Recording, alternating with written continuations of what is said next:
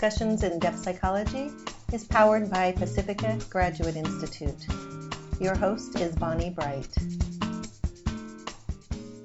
Hello, everyone, and welcome to Discussions in Depth Psychology, which is powered by Pacifica. I'm your host, Bonnie Bright, and I'm really happy to be able to bring you discussions with some of the individuals who are contributing to the field of depth psychology in really profound and important ways. And today, my guest is Polly Young-Eisendrath, who is a Jungian analyst, psychologist, and author, and she's going to be presenting at the upcoming Trauma and Transcendence Conference at Pacifica, which takes place in June of 2018. So, Polly, thanks so much for spending some time with me today. Oh, thanks, Bonnie.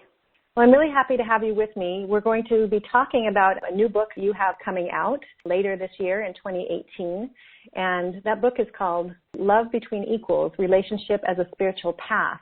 And so we'll be talking about love and relationship today in addition to things like trauma and transcendence. But first, just let me read your bio so that everybody has more background on you, and then we'll jump in. Polly Young-Eisendrath, Ph.D., is a Jungian psychoanalyst, psychologist, author, and speaker.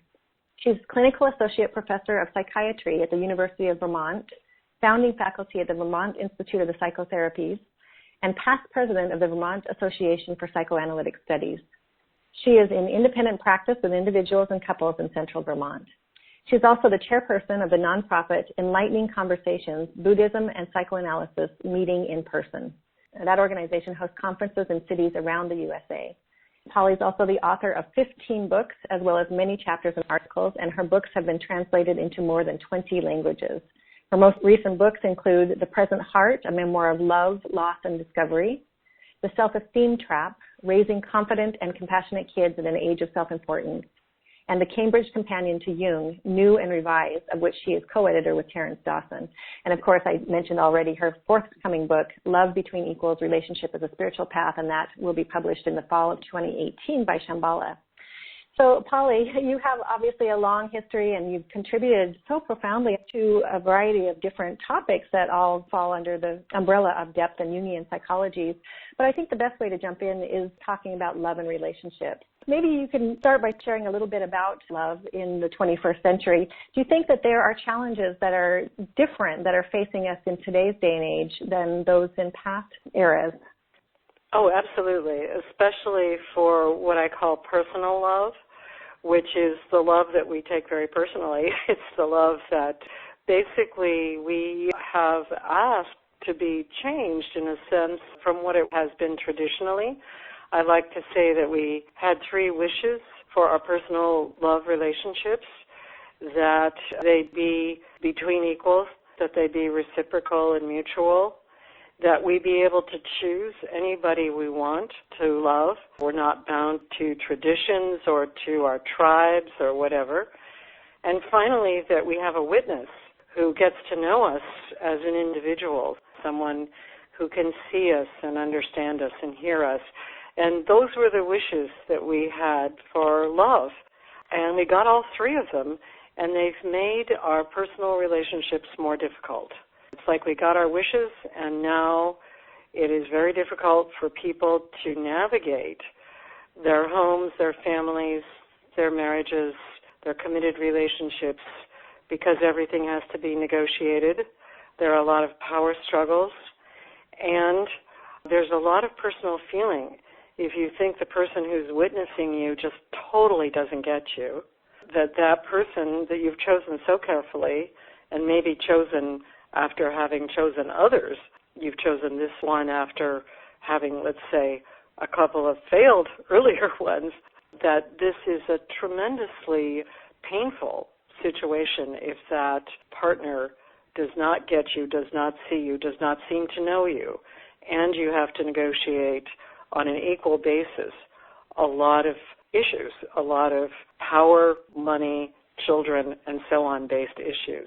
So you put this whole combination of the wishes that we've had together with the issue of trying to have a committed relationship over time in order to have and develop a family, or in order simply to have and develop a friendship, a companionship, and it's very, very challenging.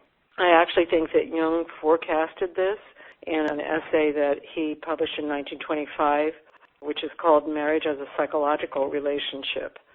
And in there he says, the moment that we stopped choosing people from our own tribe, where the parents and the grandparents were arranging the marriages, and we actually decided to choose somebody ourselves, to just look outside of the tribe and go after somebody who seemed to appeal to us for unknown reasons, at that moment we fell into a situation that was going to require psychological development of the individuals who are in that relationship, or it was going to end with a lot of disillusionment and unhappiness, where I think we really were in the 20th century in a kind of Cold War of the sexes, a sort of war in marriage.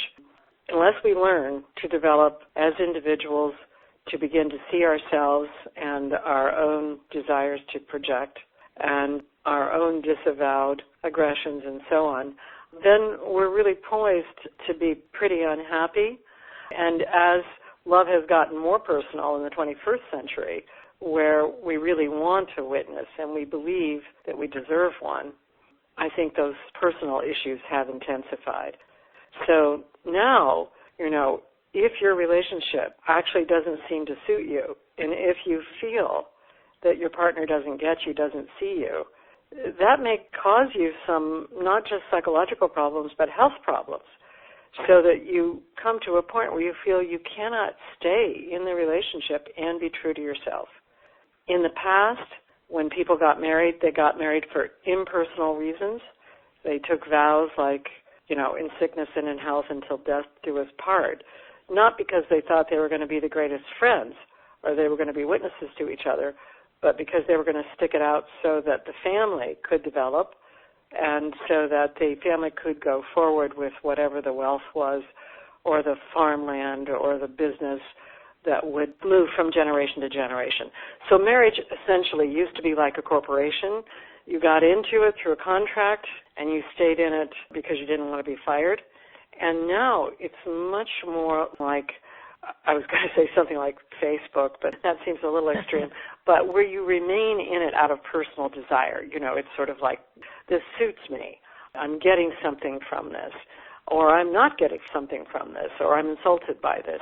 And so it's changed from being sort of a vow of impersonal loyalty to a vow of personal loyalty, and requires now, I think, very much a whole different set of skills than have ever been required, particularly for a marriage relationship to exist over time. And so the book is a lot about those skills, but where I think there's an interesting connection to the issue of trauma and relational trauma all across life, not simply in families, but also relational trauma in society and so on, is that in an equal relationship with somebody that you have chosen, who you want to be your witness, it is very likely that you are going to find an enemy as soon as the idealization ends and you begin to deal with the limitations and the power struggles and so on.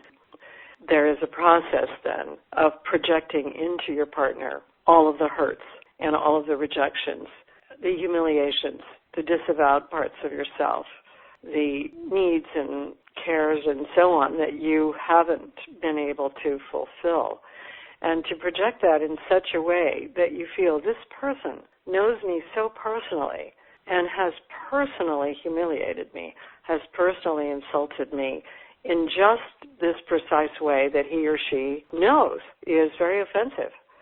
So that tendency of creating an intimate enemy, in the Jungian terminology, it would be the projection of the shadow, but I even think that's too mild for what I see going on.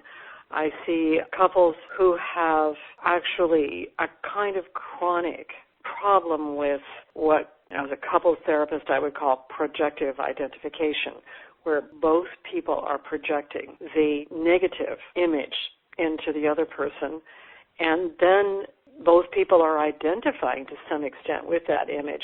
And so when they look in the mirror of the partner's eyes, what they see is a negative image of themselves. And they don't like it, they're defensive about it, and it gets into a kind of a vicious cycle Like today, I was talking to somebody, and this was in individual therapy, but it could have been in a couples therapy. But she was saying how her husband never really listens in detail to what she says. And she was kind of detailing how this works. And then later I was asking her about the kinds of things that he was saying. And she said, I really don't listen after a certain point. I listen to maybe the first paragraph or so, but after that I just kind of zone out. So I said, well, perhaps he would say that you don't listen to him also, that you maybe don't know him in detail. She said, I'm sure he would say that. So if the two people were sitting in the room, the one person would say, I'm insulted because you rarely listen to me in detail. And the other one would say, hey, wait a minute, I'm insulted too. You rarely listen to me in detail. And that kind of what I call, dark mirror is the sign of this projective identification. And it can go on in a painful way as each individual really meets up with the most difficult, destructive, and traumatic relational themes that have already happened to him or her that seem to be happening again. And that creates, let's say, also the greatest possibility for transformation. As Jung says, it's really the opening to the individuation process for both individuals. But to go through that door of chronic projective identification into a renewal of intimacy and love, what I call true love, requires a number of skills and also a recognition that you haven't set this up simply because you've chosen the wrong person, and that it isn't there specifically because you had a difficult family or your childhood was difficult, but rather this is the condition of the kind of love that we want. And it's unconsciously taking us into a whole new horizon of relating, I believe, if it works. Or it's just going to be a massive amount of narcissism and failure in love. But I do think that this form of 21st century love between equals has the possibility of transforming our understanding of self and other. So, this is what I'm excited about. It's what I'm writing about. It's what I'm doing a lot of. I have something called the Institute for Dialogue Therapy, which I teach and supervise in, and it's about doing couple relationship in the framework of love between equals and projective identification as the trauma, and also the aspect of witnessing as the door through which we can move towards being able to relate closely to someone without making them into the enemy. So I'm hopeful about love in the 21st century, but I'm also concerned. I think we're facing a very big challenge. I assume that my experience here on the East Coast is similar to other people's experience on the West Coast, that pretty much everybody I meet in therapy and pretty much everybody I know in my social life is struggling in their intimate relationships. Yes, there's just so much in everything that you just said, and we waded quite quickly into some of the dynamics of relationships, but I really heard what you were saying about the idea that those three things that used to be more associated with love and relationships, the fact that it would be between equals, not bound to traditions, and the need for a witness, these wishes, it's kind of like be careful what you wish for, because as you pointed out, we are seeing this more and more now. And I think that some of that might have to do with this whole idea of instant gratification in our culture, because with the internet and technology, we suddenly now can have pretty much whatever we want when we want it. And when I say us, I know that that is a privileged portion of the planet, and so I want to be very aware of that. But there is a lot of availability of all kinds of things. And so the idea that people are no longer going through arranged marriages, for example, which of course are part of all of our history in one cultural form or another, and being able to almost be indulgent enough in their life to feel like they want and deserve someone to witness them. I think there's some really interesting dynamics here that help us wade into what you were talking about the projective identification. And I wonder if some of that is related actually to our sense of entitlement or sense of expectation or sense of what it is that we deserve in life or in relationship, can you help me sort through our needs for individuation, which are coming from a soul level, I completely believe, and also what is kind of culturally conditioned in us at this point in time in the 21st century that is telling us what we want and what we expect out of a relationship? Well, I think there's no question that sort of more privileged people, let's say middle class and higher in terms of class, have been pushing more and more for entitlement, narcissism, wanting to have their own needs and desires met over and above sort of traditional obligations. And when I wrote The Self-Esteem Trap, it's about the kind of parenting that produces a kind of epidemic of narcissism in young people, where children are kind of over-parented and they're saved from themselves, and all sorts of projections are made about how wonderful they are and how terrific they're going to be and how they should just aim for anything they want in life, et cetera, et cetera. That created a generation of young people who were afraid of leaving childhood, who have difficulty separating, have all sorts of problems with their self-esteem. And so it backfired in many ways and needs to be re-examined. So you could say there's a possibility that this style of relationship, this thing that I'm calling personal love, is an outgrowth of the same kinds of mistakes that parents made by trying to inject self-esteem into their children and by trying to protect their children from negative experiences. But I actually think that it's a little different from that. I think that at the point in human development, well, you can look at the history of marriage, and in the book I write quite a bit about the history of marriage because I'm very interested in it. Marriage became a legal institution in the Middle Ages, and before that it was a sacrament, but it wasn't a legal institution. At the point it became a legal institution, men actually were the owners of their children and their women, as well as the property and so on. And so the women took the men's names, the women lost their property, they lost their personal rights in going through marriage. Now that setup, which is very hierarchical, lasted for centuries, and of course it's still going on in much of the world. I mean, much of the world is not going through this personal love issue that I'm describing, because still marriages are arranged, and also couples are not having a personal relationship in many places in Asia and so on. But I think that in the West, as we moved more and more towards a sanctity of individual rights, where people were able to gain the right of personal sovereignty, to vote, to make decisions for themselves, and those rights were distributed among all sorts of people, not just the people at the highest levels of a hierarchy. As that happened, you open the possibility that any individual, no matter their station in life, can develop and become educated and have a meaningful life. Now, once you open that door, it almost is going to guarantee that this kind of hierarchy in family life is going to be questioned.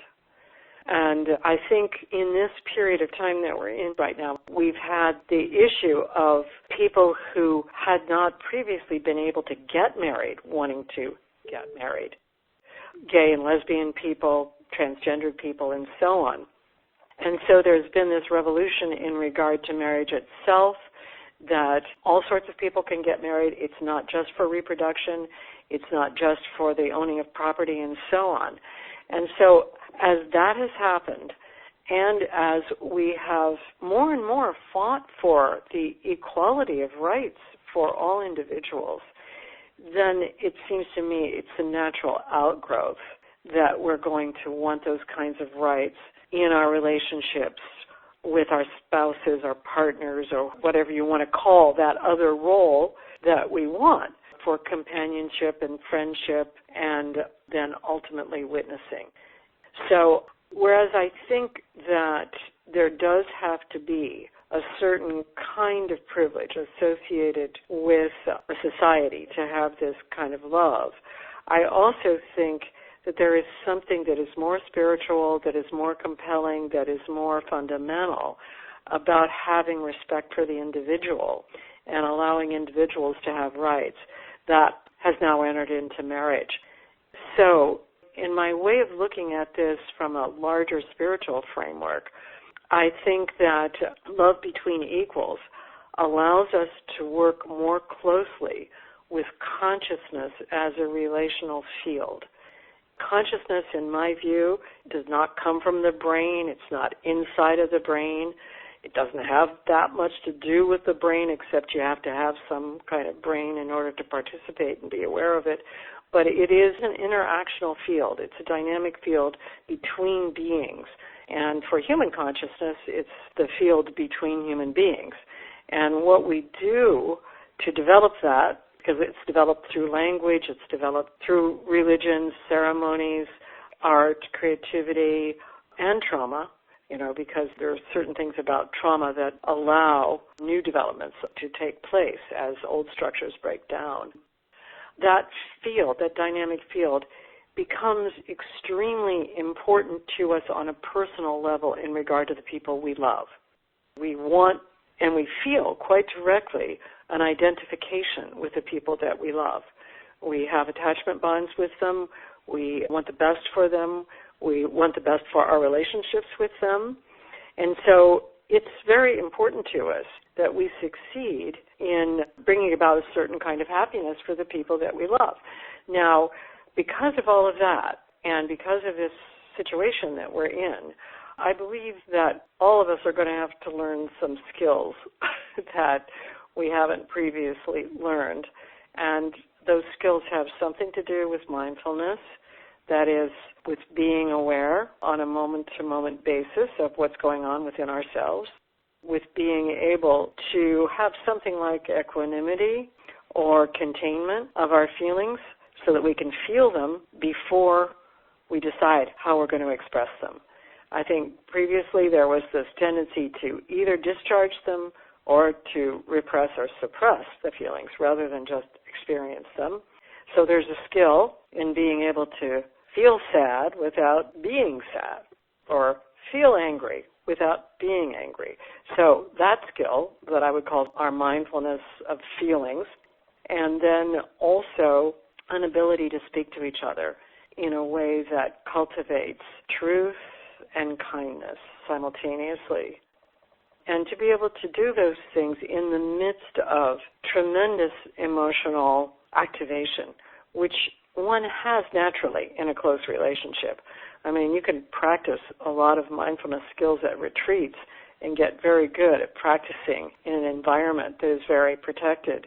But then when you go home and you're faced with your spouse or your children or somebody's having a crisis or whatever, how does it go then? And what happens to all of that mindfulness when you're very emotionally activated? So my feeling is that the kind of love that we've asked for in this period of time is tremendously challenging, but if we're able to develop it, we might be on a new horizon for human consciousness, that we would have the ability to deal with conflict without making an enemy. And, I think that has implications for all levels of society. And in that way, it's very promising because there are possibilities. But then on another level, it's also very disconcerting and troubling because a lot of relationships, I think, these days are very much in trouble. And they're in trouble because of this difficulty with constant power struggle and an inability to negotiate conflicts within families. So a lot of times people ask me, because I go out and speak a lot to Buddhist groups particularly, and I'm a longtime Buddhist and a mindfulness teacher, and people will say, well, why is it so difficult to have world peace? And I usually say, well, how are things going in your family? Because there are very few families that are very harmonious. And if they are harmonious, often there's so much underneath the surface that is not actually coming up that needs to. Yeah, the harmony that's based on the suppression of conflict is not true harmony. It's really the pretense of harmony, or it's the appearance of harmony.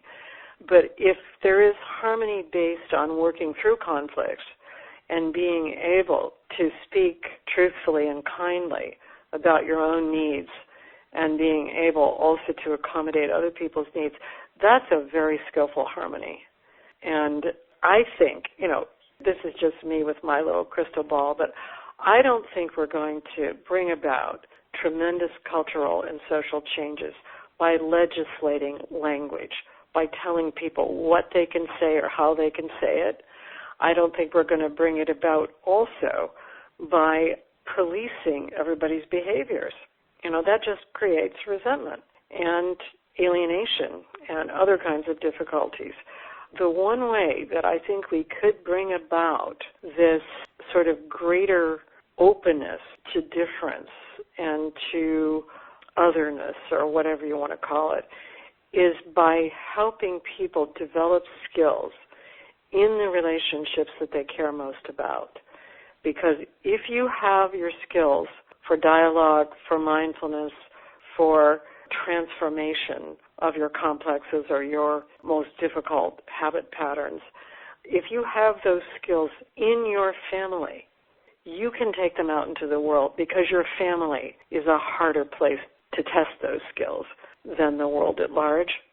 And so my feeling is that learning to have conflict with respect, learning to disagree with someone without making them into an enemy, learning to be a witness to somebody even if they're very different from you at a particular moment, and activating and pushing all of your buttons. If you can do that in your family, you can do that any place.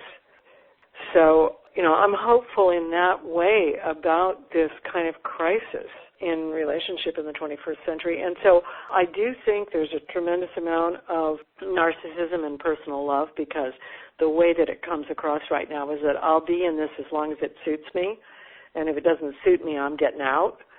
But I think on the other hand, people cannot just move through so much loss in their lives. I mean, they have to stop somewhere and say, hey, maybe I need to go through this rather than get out of it. Well, what you're saying, I think, is really important, because I remember, in fact, in my own life at one point many years ago, somebody telling me, look, you have to do your own work, and you're going to be working on whatever it is that you came here basically in this life to work on, and that theme is going to be up for you regardless of who you're with. So you can be with one person, or you can be with another person, or you can be all by yourself and maybe not even in a relationship, and you're still going to have to address that theme, and you're going to have to address it over and over again, no matter who you're with. So for me, that was really meaningful, because I think it comes back and speaks to what you're saying. I guess a couple of ideas. One is that of consciousness, and the basic understanding of how one is in the relationship and how open or closed, et cetera. I mean, it's not always easy to know.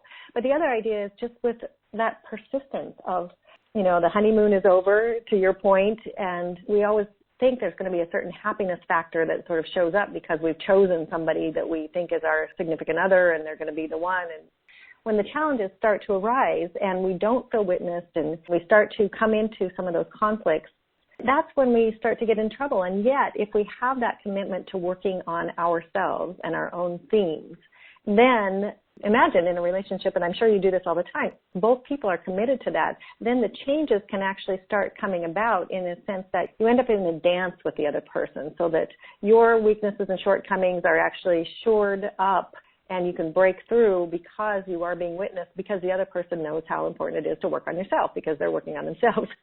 So I think maybe I'm going in circles with that, but I wonder if you can just talk a little bit about that sense of duality. You had used the word enemy earlier, and that's a pretty strong word, but I know that some people can end up feeling like the person that they're in relationship with is an enemy. And so I wonder if you can just say something more about how that plays out. Well, I find that in the couples that I see in therapy right now, and even couples I meet up with socially, that the word enemy is not too strong a word, because it's the feeling that I've been betrayed by somebody who knows me well. So they're not betraying me out of ignorance. They're betraying me out of something else, some sort of motivation. By betrayal here, I don't mean lying, cheating, stealing, sexual betrayal. I simply mean the betrayal of trust, where somebody says, I invested this trust in you, and you broke that trust. And it can have to do with very trivial things even. I asked you to clean the garage 3 months ago. You promised me you would. And now it's 3 months and you haven't lifted a finger. That feels like a betrayal because you know how important it is to me that the garage be organized. So it's personal. So when I say enemy, I don't mean enemy from the point of view of really awful things, but from the feeling that this other person has hurt you personally, or the other person doesn't see you when you've tried so hard to be seen and known, and you've tried to use all of your words, and they're not listening to your words. So what happens in those times, in those moments, is that whatever the underlying themes are, and Jungians will talk about psychological complexes, which are these habit patterns in our emotions, in our affective life, in which we have the habit of seeing ourselves in certain ways and seeing others in certain ways. And that could be around our identity, or it can be around our dependency, or it can be around our power. These are all areas where people have psychological complexes that have been organized usually by their early lives in their families originally. From a Buddhist perspective, they can even be karmic. They can be things carrying over from other lifetimes. So within these complexes, we have defenses, and we see things just in the way we see them. When you come up against somebody who has a very different view, at that moment, you have the possibility of breaking down your view. And the more you clash, you have maybe even a greater possibility, as long as you don't destroy trust or destroy your care for each other, a greater possibility to see things from another view. I think in love, whether it's love of our parents, our children, our friends, or our spouses or partners, in all of those forms of love, we're going to come up against these kinds of clashes and differences and so on. When it is a love between equals, which could be grown children and their parents, friends, or partners, at that point, nobody has power over anybody else. And so there's even a greater possibility of being able to take a step back and to see the other person and the other person's point of view and the other person's limitations, insights, strengths, and so on. And as you see those, you begin to feel who you are, especially if you have been very entangled with that other person along the lines of wanting to control them, wanting things to turn out well for them, wanting to change them, wanting to get something from them. So the way that I look at consciousness as a relational field, I think that the dynamics of human awareness grow through relationship more than they do through any other means. Sometimes it's a relationship with ourselves, but it's very hard for us to see ourselves. It's very hard for us to, even when we look in the mirror, the image is reversed. So we really need others to help us see ourselves. And this is part of the dilemma of being human. Like, we're very unconscious. We're about 95% unconscious by the research on consciousness and unconsciousness in mental activities. So we're about 95% unconscious. We're profoundly dependent. We're like, the higher apes. We really are very involved. We're social beings. And we're interactive in a very profound way. And so in order to become conscious, in order to really see what's going on, the patterns, and to understand what reality is, and to be able to see ourselves and to find meaning in our lives and so on, we need each other to do that. So we have to sort through the back and forth of bumping up against each other in order to see actually what's going on for ourselves. And doing that in a close or ongoing relationship, of course, gives a lot more information than just running into a lot of strangers. So my feeling about consciousness is that it grows and develops through relationship and that eros, which is the desire to connect, is the kind of origin of consciousness. And also, eros is up against, then, a lot of more destructive urges in human beings, which have to do mostly with self-protection and with the feelings of threat. So, I don't know exactly where you would like to go with this, but from the point of view of the kinds of larger social issues that we're dealing with in this period of time, trying to work with the problems of the kind of inequality that undergirds American society, the ways in which, say, for example, slavery contributed to the wealth of the nation and then created this very oppressive system that we call racism, and the way we want to handle that now, and as we come to try to understand the ways that it's affected people and the whole sort of mythology of skin color and so on, I think we need some sort of methodology that allows people to deal with these differences without destroying each other's dignity and identity. And that's going to be a step-by-step process. Like I said, I don't think it's going to be legislated. I think people have to discover it, and that it has to be developed from skills. So I have really some optimism about working with couple relationships as a way of learning how to deal with conflict and the desire to make the other person wrong. What I didn't mention is that often what leads us to the greatest painful blaming and shaming is when our ideals are betrayed. And so having ideals that are human-sized, that actually relate to what it's like to be human, instead of relating somehow to how we imagine the world should be or what we think people should be like, I think does lead us to a better sort of chance of being compassionate with each other. I wanted to bring this in at some point, so I'm going to bring in, I'm a great fan of the singer-songwriter Leonard Cohen, and I've studied his songs and saw him perform, and just recently went twice to the big retrospective celebration of his work in Montreal. And what he says in his song Hallelujah, which is about love, is that love is not some kind of victory march. He says, I've seen your flag on the Marble Arch. Love is not a victory march. It's a cold and it's a broken hallelujah. And in some of the interviews, he says, look, love is the reason why we're here. It's the way we got in here. We were created through love. And it's the way we disappear with each other. Our boundaries go down when we experience love.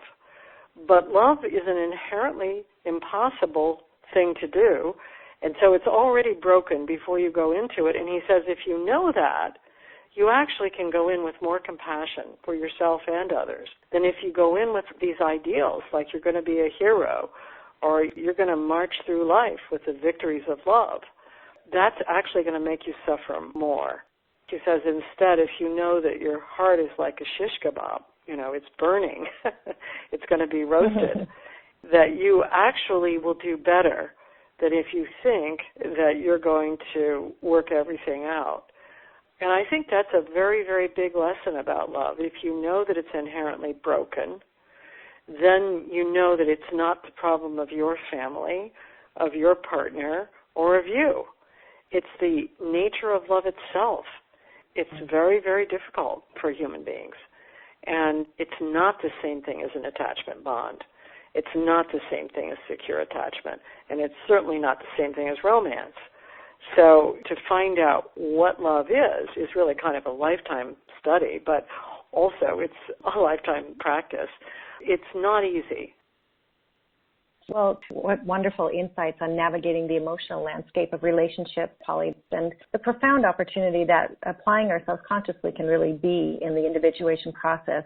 And of course, I'm really grateful for you bringing in the work of Leonard Cohen and the words of that song, so profoundly insightful as well. I've been speaking with Polly Young-Eisendrath, who is a Jungian psychoanalyst, psychologist, and author. And of course, her latest book, the upcoming Love Between Equals, Relationship as a Spiritual Path, has been the topic of our conversation today. And you can find out more about Polly on her website, which is Young-Eisendrath.com, and that's spelled Young-Eisendrath.com. And of course, Polly is speaking, as we mentioned, at the upcoming Trauma and Transcendence Conference, which is taking place at Pacifica in Santa Barbara, California, June 22nd through the 24th. That's going to be a very dynamic 2-day symposium with a lot of well-known and recognized names and experts in the field of trauma and transcendence.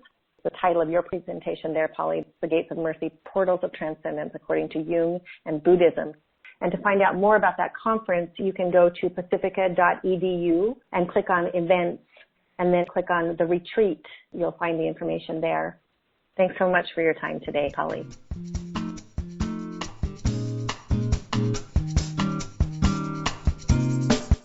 You've been listening to Discussions in Depth Psychology, powered by Pacifica Graduate Institute with host Bonnie Bright. Learn more at pacificapost.com or at pacifica.edu.